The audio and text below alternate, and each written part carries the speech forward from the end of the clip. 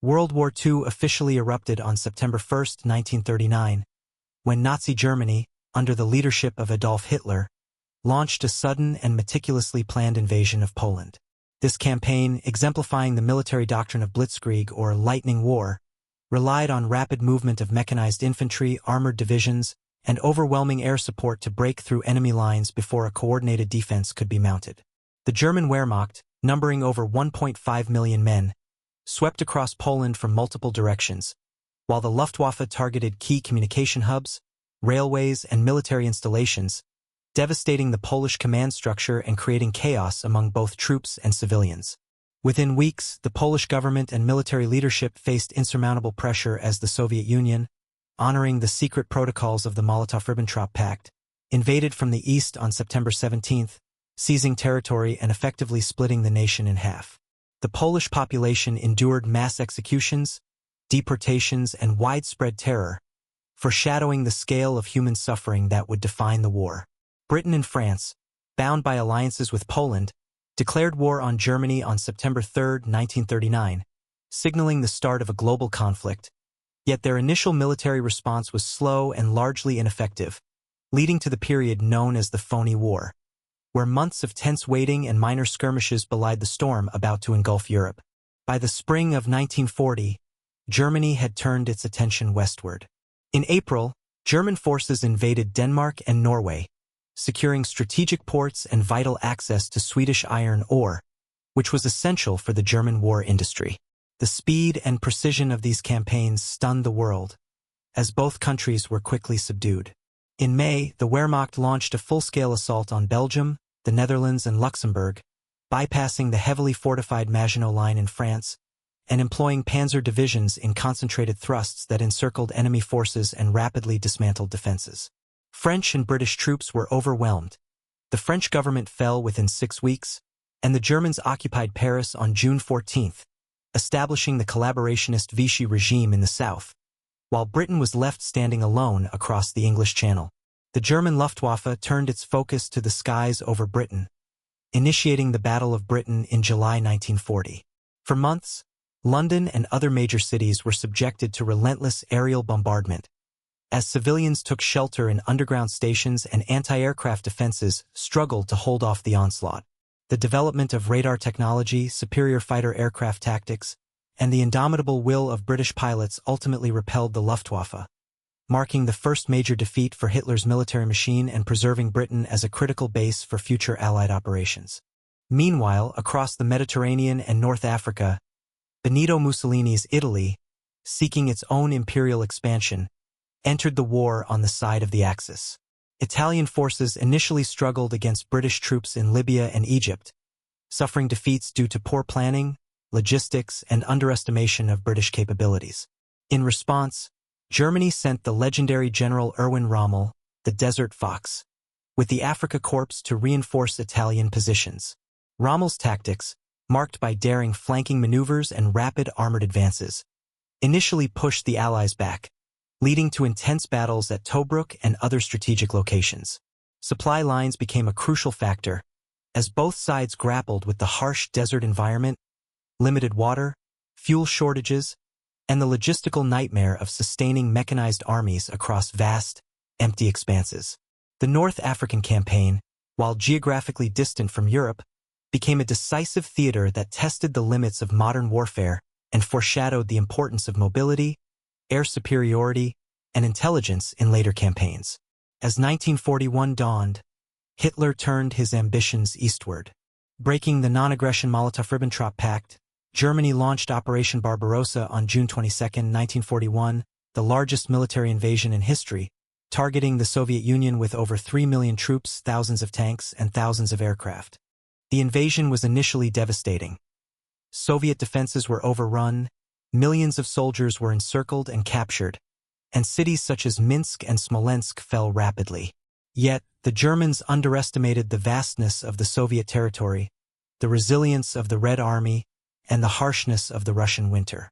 Soviet scorched earth tactics, destroying infrastructure and supplies as they retreated, combined with brutal winters, stretched German supply lines to breaking point. Battles such as Leningrad, which endured an almost 900-day siege and Moscow, where fierce urban combat and counteroffensives pushed back the invaders, showcased the enormous human cost of the conflict, with civilians subjected to starvation, bombardment, and mass executions. Meanwhile, in the Pacific, Imperial Japan, seeking dominance over Southeast Asia and access to oil and raw materials, launched its attack on the U.S. naval base at Pearl Harbor on December 7, 1941. The attack killed over 2,400 Americans, destroyed significant portions of the Pacific Fleet, and propelled the United States into the war, shifting the conflict from a European theater into a truly global war. As Japan swiftly advanced across the Philippines, Malaya, Singapore, and the Dutch East Indies, often committing atrocities against prisoners of war and civilians, including massacres, forced labor, and systematic abuse, setting a brutal tone for the Pacific campaigns. By 1942, the war had engulfed much of the globe. In Europe and North Africa, key turning points began to emerge. The Soviet Union, after staggering losses at Moscow, encircled and defeated German forces at Stalingrad in one of the war's bloodiest battles, where street-to-street fighting, artillery bombardments, and urban destruction left the city in ruins and resulted in the surrender of an entire German army. In North Africa, the Allies, under commanders like Bernard Montgomery, decisively defeated Rommel's forces at El Alamein, marking the beginning of the Axis retreat from the continent. Concurrently, the United States launched its first major counteroffensives in the Pacific, including the critical naval victory at Midway in June 1942, where Japanese carriers were destroyed, halting Japan's expansion and allowing the Allies to begin island-hopping campaigns to retake strategic positions across the Pacific. By 1943, the momentum of World War II began to shift decisively in favor of the Allies, though the cost in human life and material destruction remained staggering. In North Africa, after months of maneuvering, supply struggles, and intense desert warfare, the Allies completed the campaign with the surrender of Axis forces in Tunisia in May 1943, opening the Mediterranean for an invasion of southern Europe. Concurrently, Italy became a focal point of Allied operations.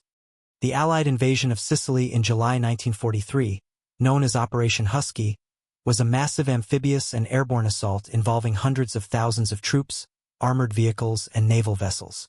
The campaign highlighted the challenges of coordinating multinational forces, conducting logistics over sea and air, and overcoming well-prepared German and Italian defenses. The fall of Sicily precipitated the ousting of Benito Mussolini, who was arrested on July 25, 1943, although German forces quickly occupied northern Italy, establishing the Italian Social Republic and turning the peninsula into a prolonged battlefield, with mountains, rivers, and cities becoming sites of bitter resistance and urban combat. Allied forces faced relentless German counterattacks as they advanced northward, suffering heavy casualties in campaigns at Salerno, Anzio, and Monte Cassino, where soldiers endured fortified positions, minefields, artillery barrages, and harsh weather, while Italian civilians were caught between advancing and retreating armies, enduring displacement, starvation, and bombings. Meanwhile, in Eastern Europe, the Soviet Union continued to press westward with relentless offensives, exploiting the weakening of the German military after Stalingrad. Battles at Kursk in July 1943 marked the largest tank engagement in history, as the Germans attempted a final breakthrough in southern Russia, only to be repelled by prepared Soviet defenses, well-coordinated artillery, and air support. Following Kursk, the Red Army embarked on a series of strategic offensives across Ukraine, Belarus, and the Baltic states, liberating cities and territories, while German forces, exhausted, disorganized, and increasingly outnumbered, struggled to mount effective resistance. The Eastern Front saw unparalleled brutality. Civilians faced forced labor, mass executions, starvation, and the constant threat of aerial and artillery bombardment, while soldiers endured freezing winters, muddy campaigns during spring thaw, and the psychological strain of seeing entire towns obliterated and comrades killed in staggering numbers. By late 1943, Soviet advances had positioned the Red Army to begin liberating Poland and move toward Germany itself, setting the stage for a confrontation that would decide the fate of Europe. Across the Atlantic, the United States, Britain, and their allies planned the next phase of the Western Front.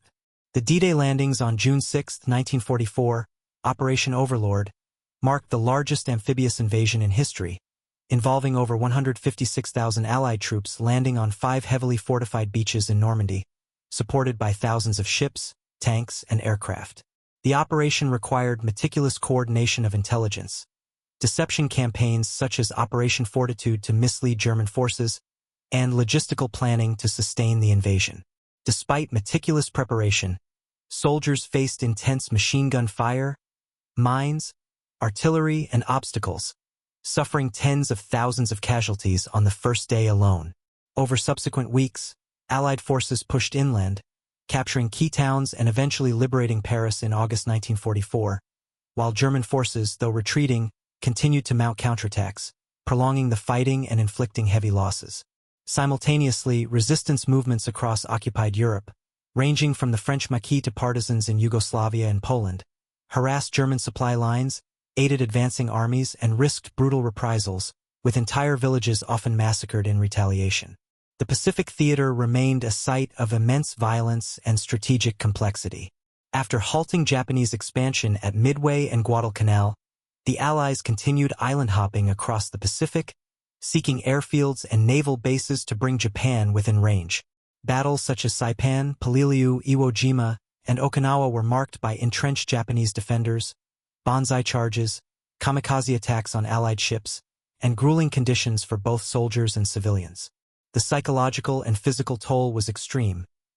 Japanese soldiers were often ordered to fight to the death, civilians were forced into hiding, and many perished in mass killings, starvation, or bombings. The United States developed new technologies, such as advanced amphibious landing craft, improved naval artillery, and the first atomic weapons, while also grappling with the logistical nightmare of supplying forces across thousands of miles of ocean, ensuring medical care, and maintaining morale under constant threat of ambush and artillery. While military campaigns raged across continents, the Holocaust continued to unfold with horrifying efficiency. Extermination camps operated in occupied Poland and Eastern Europe, where Jews, Roma, disabled individuals, political prisoners, and others were deported from ghettos to gas chambers, worked to death in labor camps, or shot in mass executions by Einsatzgruppen. As Allied forces advanced, they uncovered the full scale of these atrocities. Starving prisoners, mass graves, and the machinery of industrialized genocide, leading to shock, outrage, and the urgent documentation of crimes against humanity. These revelations would later form the basis for the Nuremberg trials, holding Nazi leaders accountable for crimes that encompassed murder, enslavement, and systemic dehumanization. By early 1945, the war was reaching its climactic phase. On the Eastern Front, Soviet forces stormed into Germany, capturing cities such as Warsaw, Vienna, and ultimately Berlin after fierce urban combat and encirclement strategies that led to the collapse of the Wehrmacht. Hitler, trapped in his Berlin bunker, committed suicide on April 30, 1945, as Soviet forces raised their flags over the Reichstag.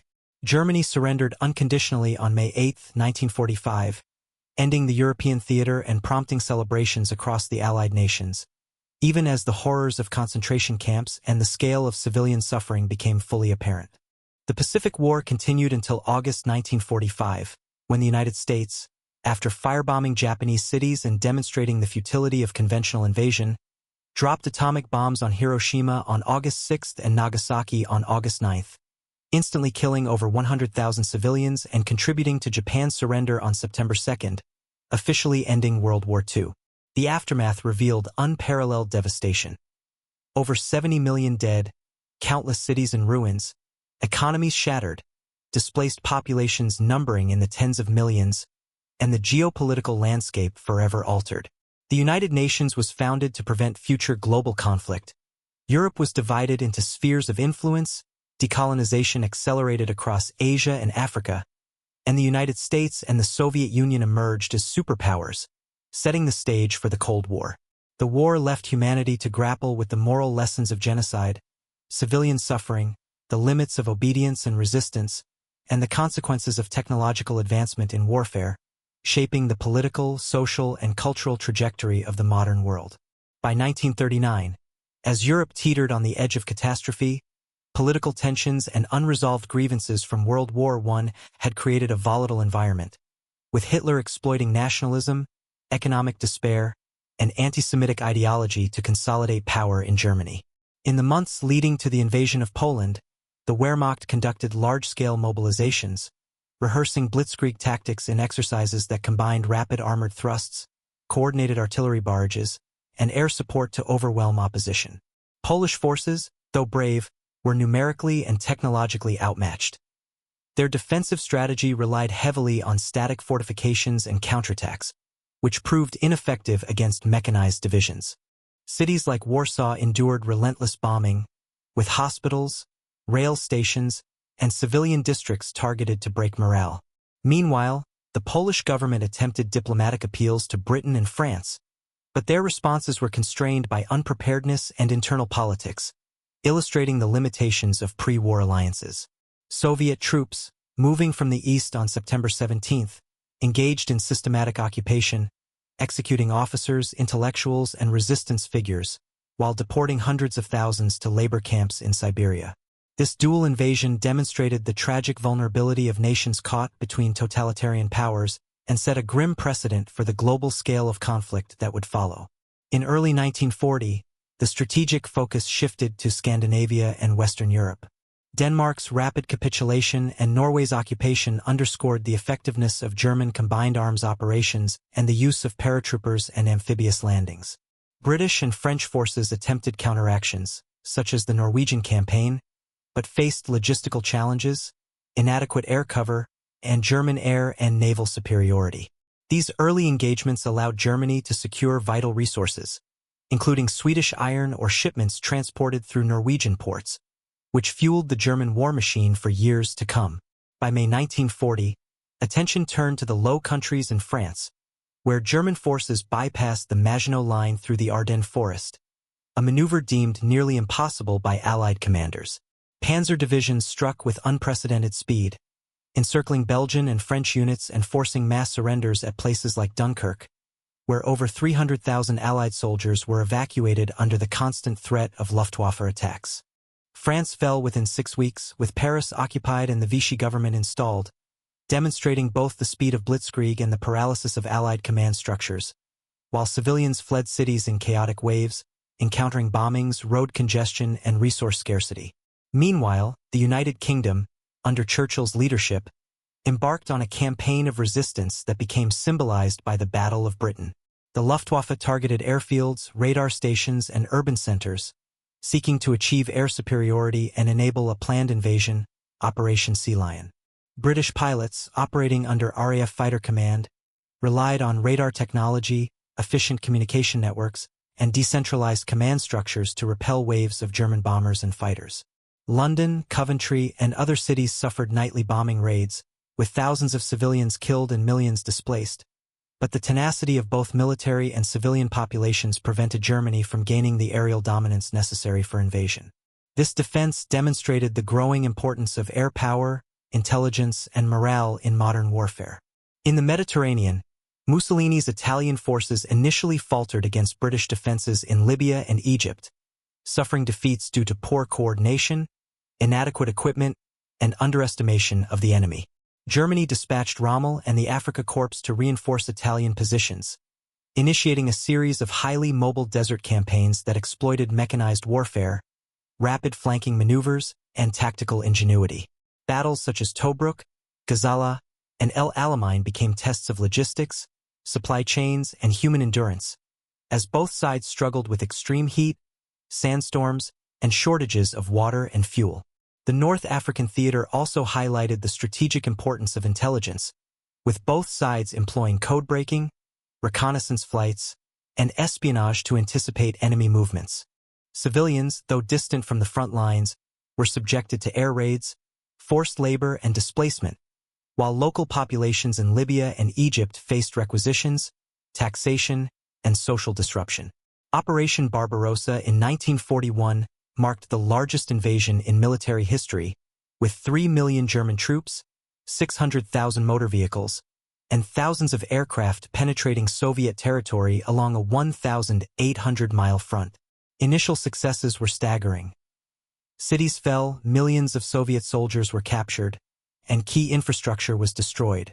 Yet, the Germans underestimated Soviet resilience, industrial capacity, and the strategic depth of the vast territory. The Red Army employed scorched earth tactics, destroying bridges, railroads, and supplies, forcing the Germans to stretch their supply lines dangerously. Cities like Leningrad endured sieges lasting over 800 days, with civilians suffering starvation, disease, and continuous bombardment. Moscow's defense saw urban combat in freezing conditions, with Soviet forces launching counteroffensives that inflicted heavy casualties and slowed the German advance. Meanwhile, Einsatzgruppen units executed mass killings of Jews, Roma, and political dissidents, marking the systematic escalation of the Holocaust across occupied territories. In the Pacific, Japan's attack on Pearl Harbor on December 7, 1941, drew the United States fully into the conflict, catalyzing a global war. Japanese forces rapidly captured territories across Southeast Asia, including the Philippines, Malaya, Singapore, and the Dutch East Indies, often committing atrocities against POWs and civilians. The Allied response involved massive mobilization, construction of naval and air bases, and the development of strategies for island-hopping campaigns, which relied on amphibious landings, air superiority, and coordinated intelligence. Key battles at Midway, Guadalcanal, and the Solomon Islands began turning the tide. As the Allies learned to counter Japanese defensive tactics, kamikaze attacks, and the challenges of jungle warfare, civilian populations in occupied territories faced forced labor, executions, and resource exploitation, illustrating the global human cost of the conflict. By 1942 and 1943, turning points emerged across multiple theaters. The Soviet victory at Stalingrad, following months of urban combat, encirclement, and attrition, decimated the German Sixth Army and marked a strategic shift on the Eastern Front. In North Africa, Montgomery's victory at El Alamein, combined with American landings in Operation Torch, forced Axis forces into retreat, ultimately leading to the surrender in Tunisia. In the Pacific, the United States began its island-hopping campaigns, slowly reclaiming territory and establishing airfields for future operations, culminating in fierce battles at Saipan and Iwo Jima, where entrenched Japanese defenses, kamikaze attacks, and grueling conditions inflicted massive casualties on both sides. By early 1944, the Allies had secured the initiative on multiple fronts, preparing for the decisive push into Nazi-occupied Western Europe while the Soviet Union advanced relentlessly from the east. In the Mediterranean, the Italian campaign continued to exact a heavy toll on both soldiers and civilians. Allied forces had secured southern Italy after months of grueling combat, including the bloody landings at Salerno in September 1943 and the protracted siege at Monte Cassino in early 1944, where elite German paratroopers and fortified positions in mountainous terrain made every mile of progress costly. Engineers labored under artillery fire to clear mines and build bridges, medics treated waves of casualties under primitive conditions, and civilians, caught between retreating Germans and advancing Allies, faced the devastation of entire towns, forced displacement, food shortages, and rampant disease. The eventual capture of Rome on June 4, 1944, marked a symbolic victory, demonstrating both the determination of the Allied forces and the collapse of Italian fascist power, even as northern Italy remained under German control, sustaining resistance pockets that required further campaigns into 1945. Meanwhile, preparations for the invasion of Normandy consumed months of meticulous planning, deception, and logistical coordination. Codenamed Operation Overlord, the campaign required the assembly of hundreds of thousands of troops, thousands of landing craft, tanks, artillery, and aircraft, all coordinated across an intricate timetable to synchronize land, sea, and air assaults. Intelligence efforts, including the creation of a fictitious 1st U.S. Army Group under General Patton, successfully deceived German high command into expecting the invasion at Pas-de-Calais, diverting reinforcements away from Normandy. On June 6, 1944, the D-Day landings commenced, with Allied forces storming Omaha, Utah, Gold, Juneau, and Sword beaches under a hail of machine gun fire, artillery, and mines. The amphibious assault faced chaotic conditions. Landing craft overturned in rough seas, paratroopers were scattered far behind enemy lines, and soldiers fought to establish beachheads while navigating obstacles planted by German engineers. Casualties numbered in the tens of thousands on the first day alone, but perseverance allowed the Allies to secure key towns and ports, establishing a foothold that would support subsequent advances inland.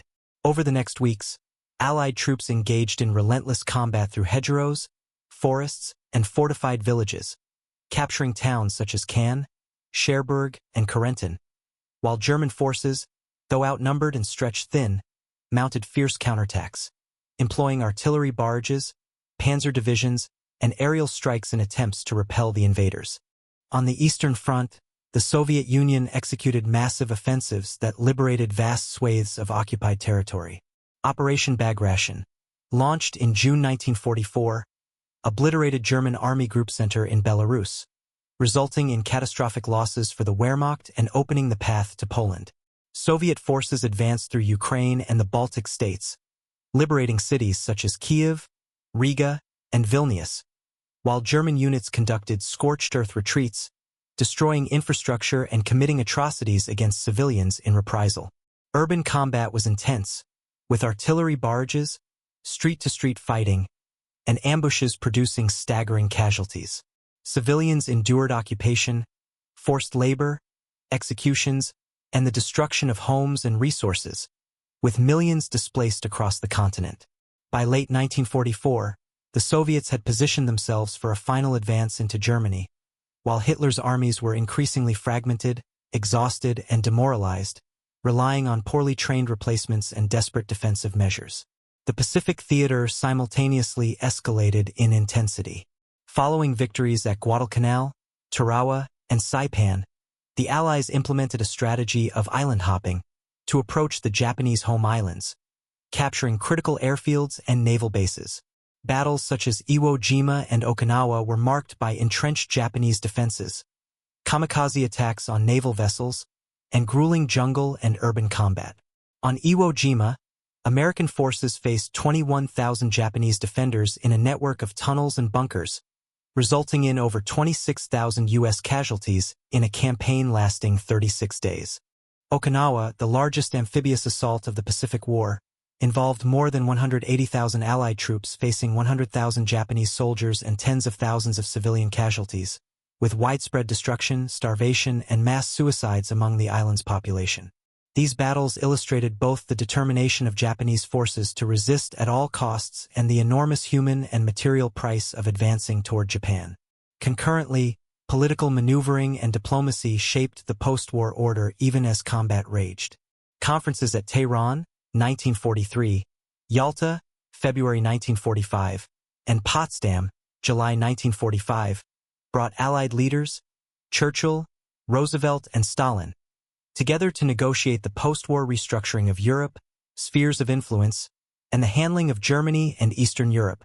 Decisions made in these meetings would influence decades of Cold War geopolitics, including the division of Germany, the Soviet occupation of Eastern Europe, and the principles guiding the formation of the United Nations.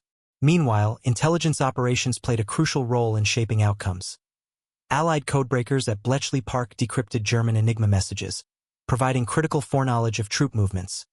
The Office of Strategic Services, OSS, conducted espionage, sabotage, and coordination with resistance networks across Europe and Asia, and Japanese codes were broken in the Pacific, aiding the success of island-hopping campaigns.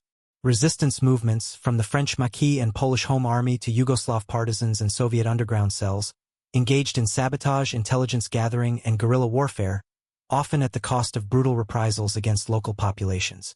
By April 1945, Allied forces were closing in on Germany from both east and west. Soviet troops captured Berlin after weeks of fierce urban combat, raising the Red Army flag over the Reichstag, while Western Allied forces liberated the western territories of Germany and much of Austria. Hitler committed suicide in his Berlin bunker on April 30th, and Germany surrendered unconditionally on May 8th, marking victory in Europe, V-Day. Concentration camps across Europe were liberated, revealing the full scale of the Holocaust, with survivors emaciated, traumatized, and desperate for aid. The global focus then shifted entirely to the Pacific, where the U.S. prepared for a potential invasion of Japan, an operation estimated to cost millions of casualties. In an effort to end the war swiftly, atomic bombs were dropped on Hiroshima on August 6 and Nagasaki on August 9. killing over 100,000 civilians instantly and prompting Japan's surrender on September 2nd, officially ending World War II. The aftermath of the war revealed unprecedented destruction and human suffering. Over 70 million deaths, tens of millions displaced, cities and industrial centers in ruins, and economies shattered across Europe, Asia, and the Pacific.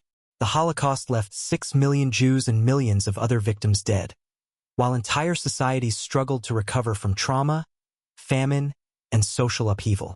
World War II was one of the most deadliest wars in human history.